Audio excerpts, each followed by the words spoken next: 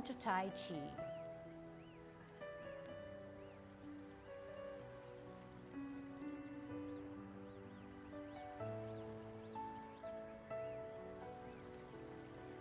Okay, so this is our warm-up exercise. So you're gonna essentially do what I do, okay? And I'll take it on a slower pace because right away we're gonna be addressing Tai Chi principles. So right now we're at hands at our waist. Our weight is evenly distributed. Our spine is straight as it can be, but we're not stiff as a soldier. Turn your neck. 1, 2, 3, and as you can see, you turn your neck and you slightly nod down. 8, 9, 10. Okay, you're going to keep your position and you're going to stretch your neck, but I'm going to stand to the side to show you exactly how you stretch your neck. You point your chin out and you draw it back. But when you draw it back, try hard not to arch that back. Slightly, but not going this way, okay? Because that's not good for your back. Okay, here we go. 1, 2, 3, 4, 5, 6, 7, 8, 9, 10. Turn your shoulders. Lift them up, curl them round. 1, 2, 3, 4, 5, 6, 7, 8, 9, 10. Other way. 1, 2, 3, 4, 5, 6, 7, 8, 9, 10. Expand your chest. 1, 2, 3, 4, 5, 6, 7, 8, 9, 10. The next one is a waist exercise. I want to spend some time going over it because it's a little complicated. So we're going to interlock our fingers. We're going to stretch our arms to the ceiling and keep them closer to our ear. And we notice that our feet are apart rather than closer together, okay? Because you get more stability. So open up your foot a little bit more. All right, and we're going to peek at the heel of our opposite foot. So we're going to force our hips and waist to turn like this. You're turning to peek at the opposite heel. So the arms that are extended are not helping us to peek, but we're forcing our hips and waist, which are ever so important in Tai Chi, to turn. 5, 6, 7, 8, 9, 10. Okay? And everybody I know is trying their very best, okay? So put your arms down. So what you don't want to do is, I was so busy looking at my opposite foot that I didn't look at you, okay? But you don't want to use this. You don't want to use this because you want to keep them stretched high, closer to your ear, and you want to force your hips and waist to do the work for you in this particular case, okay? So you might want to try that at home. It does take some effort to keep your arms, which are heavy, up really tight in, okay? All right, next one is lots of freedom. It's called airplane. Fingers widespread. 1, 2, 3, 4, 5, 6, 7, 8, 9, 10. Next one is touch toe, okay? Can I demonstrate? We come up, we go down, we let gravity take care of us without bending our knee if we can. Touch that toe, come back up. This time we're able to arch your back. One more demonstration, going at this angle. It's okay, and you should try to bend that back, okay? And like anything else, when something's new, you want to go for the gusto, but kind of temper it because you don't want to have your aches and pains and throw things off in alignment, okay? Here we go, touch toe. 1, 2, 3, 4, 5,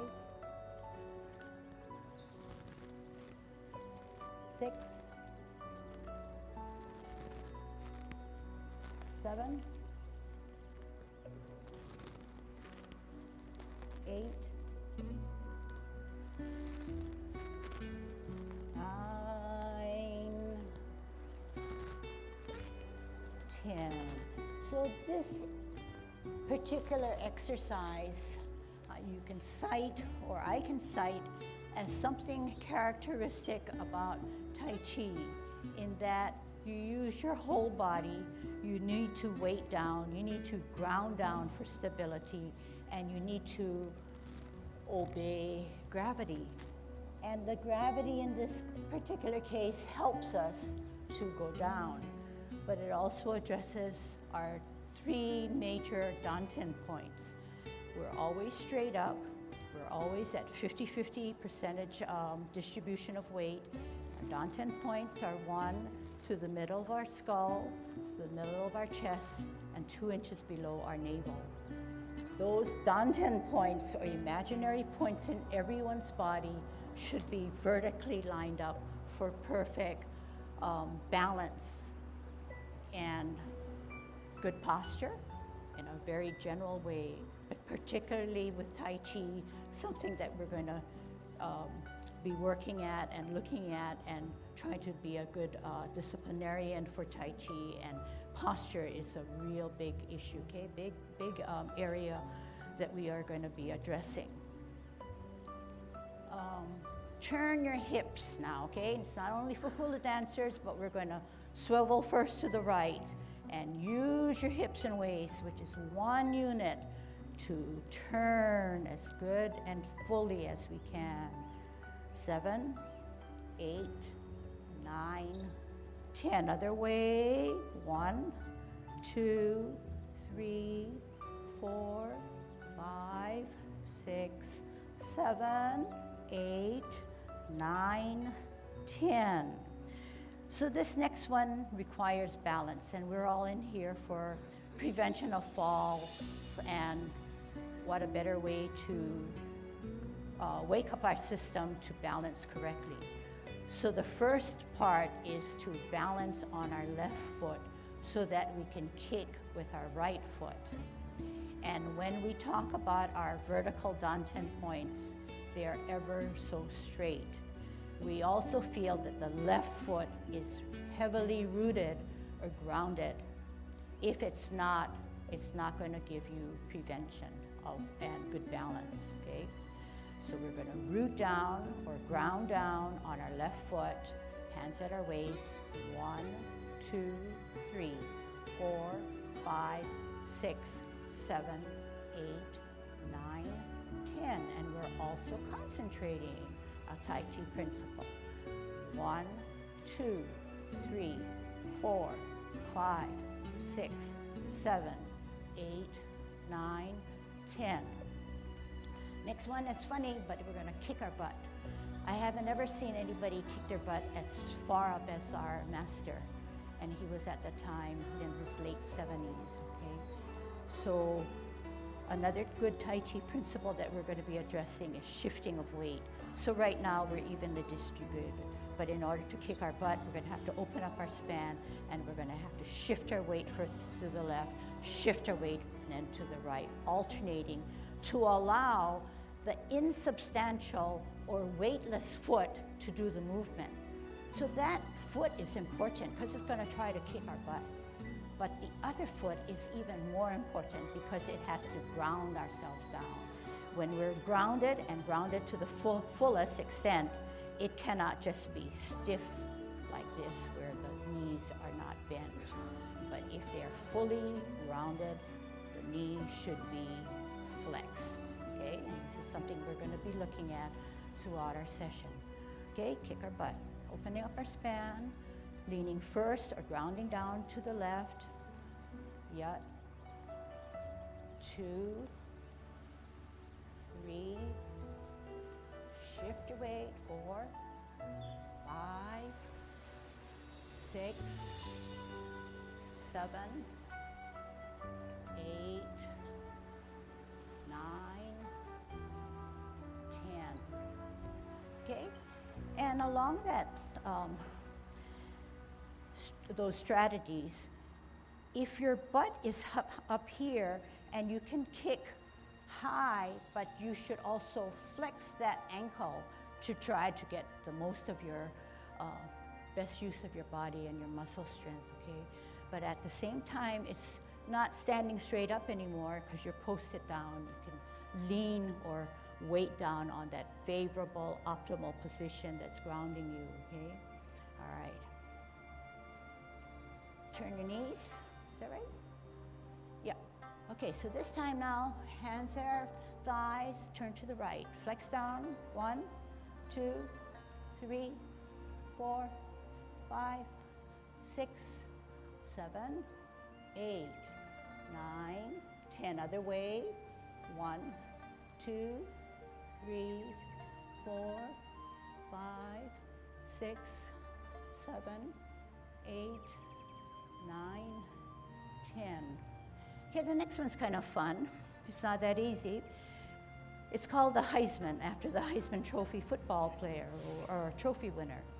So we're going to open our span, okay, and you're going to kind of watch first, and you're going to shift your weight first to the right-hand side. But when you shift your weight to the right-hand side, remember I talked about if you're fully weighted, the knee goes down.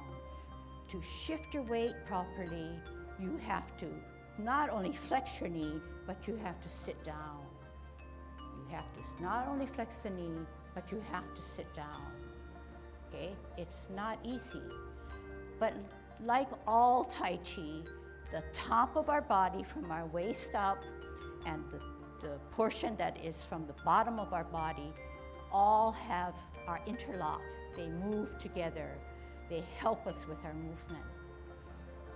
So our right hand is on the outside of the cross in both situations when we alternate our stance. We bring the right hand closer to our forehead and we do this. What do? Right hand on the outside, we bring the right hand closer to our forehead and we do this. Again, cross and do this. Hey, cross and do this. All right, if that's easy, let's do the left. Let's do the left, but keep the right hand on the outside, okay? Cross and do this. Okay, where's this hand? Cross and do this. One more time. Cross and do this. Okay, so lots of things that I'm noticing. People can't do it because they want to move their feet, which is great, because you're stifling yourself. You want to do what's natural, so great, okay? But you're a little bit ahead of the game. But I also want to check that you do this, don't do this, and don't do this. And obviously, you see that I'm out of balance. And anything in between, don't even do this. Because what happened? My danten point, one's here, and one's here, and one's that way. It's on a slant. We want our backbone or our axle. Everybody has a pointing finger. We want to be able to have it vertically stable, straight. So in order to do that correctly, we have to do this, right? Show me with your finger and your body. You have to sit down straight. You have to sit down straight, and yet you have to shift your weight, and you have to check yourself. Look in the mirror, or you can say, hey, I know my body is not straight. I can do this straight, but can I do this as straight? Or am I saying, my body can't do that. So you've got to double check yourself with your finger. So the body, the top of your portion of your body helps your bottom. Something like this. Something like this. So I'm trying to sit down here, keep my vertical points, and shift my weight, sit down. Okay, let's try it. Right hand on the outside, all the time this time, okay? Cross, and 1, 2, 3, 4, 5. Shift weight, cross, 1, 2, 3, 4, 5. 1, 2, 3, 4, 5.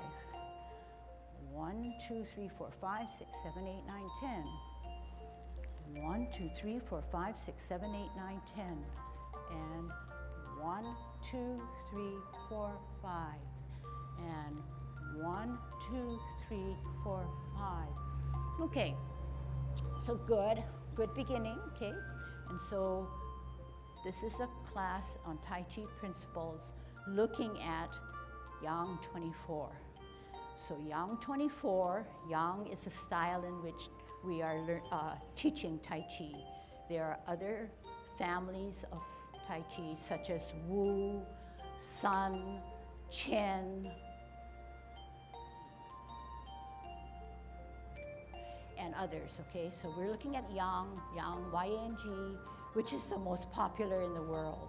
Popular, because it is characterized by something rounded, something flowing, something nonstop, but still addressing the principles that underlie all Tai Chi, which is martial arts based. So Tai Chi was developed centuries ago in China by monks, people who studied nature, and also were very religious about defense. And therefore, today, when we practice Tai Chi, there is an implication as to why the movements are the way they are. And it is for warding off, for grabbing the person and bringing him down and yet pushing him away. But in Tai Chi, the power does not come within the force that we use. In other words, in Tai Chi, the movements are martial arts based. They are giving us muscle strength, but we are not using the force of our body. But the power of Tai Chi comes when our mind is active and our mind drives our movements. So think about what I just said. The power of Tai Chi comes from the power of our mind. The movements are mind-driven. So the discipline of Tai Chi requires that you think through your movements with the foundations of the principles that you are taught or know. We are not looking for the 24 movements and a sequence and where our fingers or hands end up. In order for our hands to end up the way they are, it's because our mind says it's the way it should be, and our hips and waist that everybody has is the power behind that mind. Whatever your movements require, thinks through your brain and comes out through the movement of your unit of your hips and waist. So this is the premise in which I am going to be teaching. The 4 principles that I want to or have bundled up together are: 1, shifting of weight, which we addressed. We're at 50-50. We shift our weight to open, to come down on an even 50-50. That's one sample of shifting weight. Another sample could be a sideways motion to again shift our weight. However, shifting of the weight can occur in almost every movement, okay? So we're gonna still do part of our warm-ups, but look at shifting of weight. When we shift our weight to balance on one foot, there is a specific movement called golden cockerel. So when golden cockerel shifts the weight, we're on one foot. When it shifts to the left or the right, we're on one foot. And I'm having trouble because 1, age-related, 2, I'm talking and focusing on many things, watching people, but also I'm not using my hands. My hands are not helping my feet and my legs. So we're gonna have to kind of bundle that all up and synchronize our movements. So when we're a golden cockerel, several things happen. And you're gonna say, wow, you know, what is it that's kind of, I don't wanna say magical, something that's kind of mystique in what our body can do. 1, it's balancing. 1 is shifting of weight. 2 is it's counterbalancing. So when one hand comes up, the other one hand goes down. When one hand goes down, the other guy goes up in a synchronized fashion. But it's also drawing circles or spirals. It's not abruptly coming down, abruptly swinging up and down, but there are spirals going on all the time. That's helping us to think through, it's giving us confidence, it's going smoothly, and it's helping us with timing, okay? We said that we have a pointing finger that we call our axle. Our axle can do many things. It can shift, like you saw me shifting and doing cloud hands, but it also can spin. Spinning is really important, but spinning addresses good gravity, good optimal position in that the Danten points are all lined up correctly. So when we do our golden cockerel, I know that I have to spin on my axle. I know I have to push down, I have to come up to get better balance. And that particular coming up, coming down is our counterbalancing. Something's going on in an opposite way, like yin and yang, that helps us with Tai Chi and everything that we do. Spiral, if I don't have enough distance to come down, it will not help me to go up. If it's too shallow, what's going to help me to come up? Hardly anything. It's the power of only that foot. So we want to create our spirals higher to come up, to go lower. Start at higher to come up, to go lower. At the same time, the kick is not, the golden cockerel isn't a straight formation, but a swiveling of the hips to come to one side. So that's a lot of words. So let's just put it to good use and try it out, okay? So facing you, we're shifting our weight to our left to be a good golden cockerel. Take your time.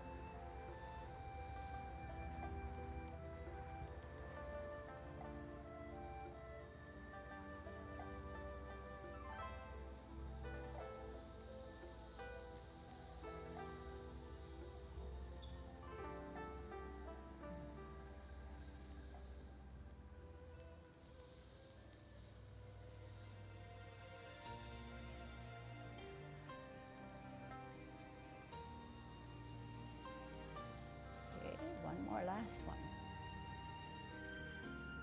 Okay, great job. Okay, what I failed to tell you, and maybe you developed it on your own, is the kick and the hand center our body.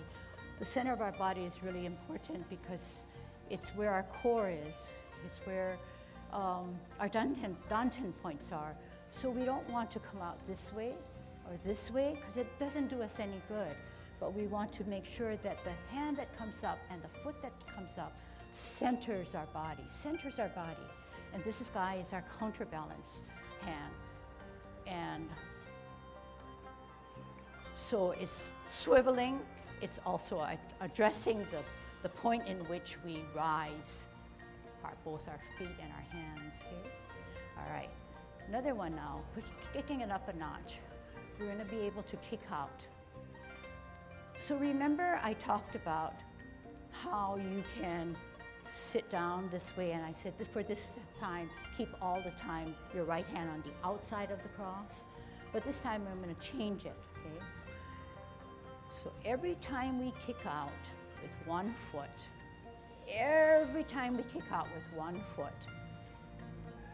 we match our hand with our kick out foot. What do I mean?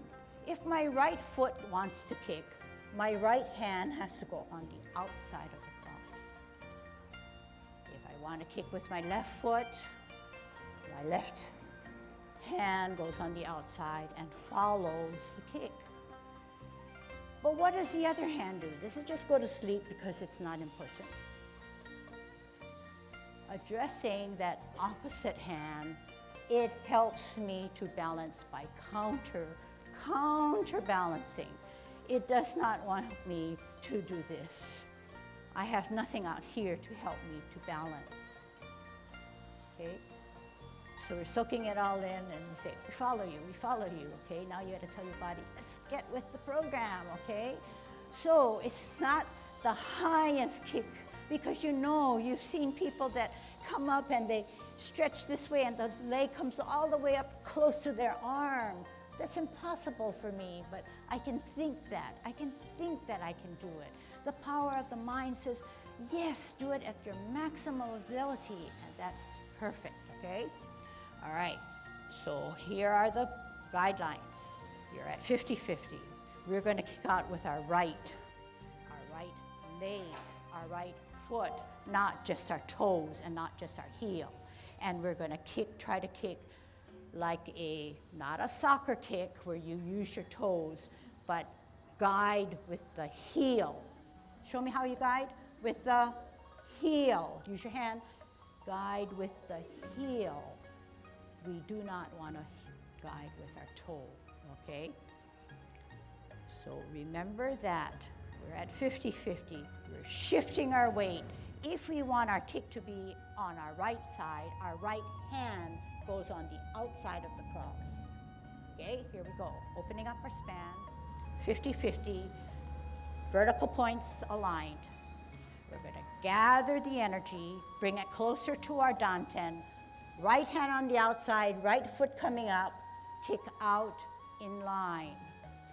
Down, gather the energy, left hand on the outside, left foot wants to come up, kick out in line, make sure that counterbalance hand is totally opposite, away from the forward hand. Ground down, root down, and expend the energy. Swivel on your axle and kick out. One more. Gather energy by your danten, bring it up through your points and out. Very good. Okay, so something to work on, something to think about, something to learn more about your body and how it can be safe, and be surprised and thankful that your body is strong and can do some of these things, okay? All right. So we covered shifting of weight. We covered counterbalancing. We covered the mind being ever so strong. Let's look again at, and we looked at rotating on our axle.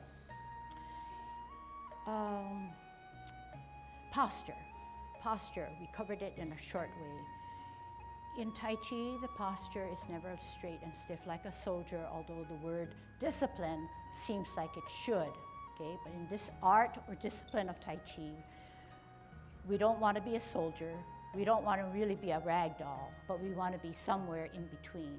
So what does that somewhere in between mean? So first of all, show me as stiff as a soldier, best soldier position.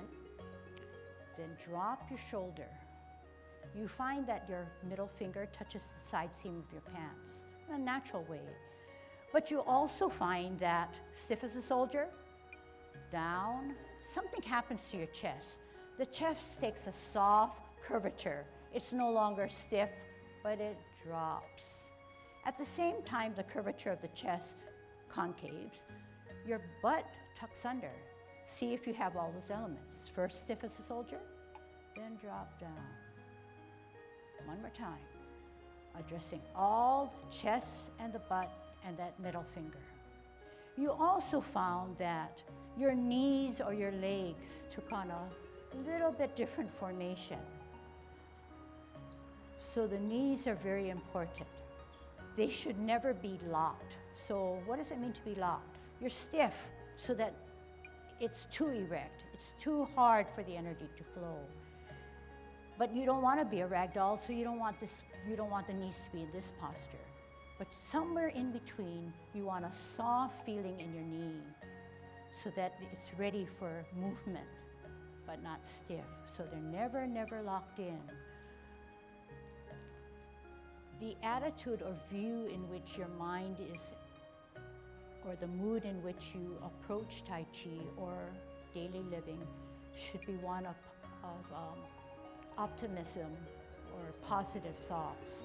So what a better way to discipline ourselves in learning the art of Tai Chi, using or bringing in positive feelings.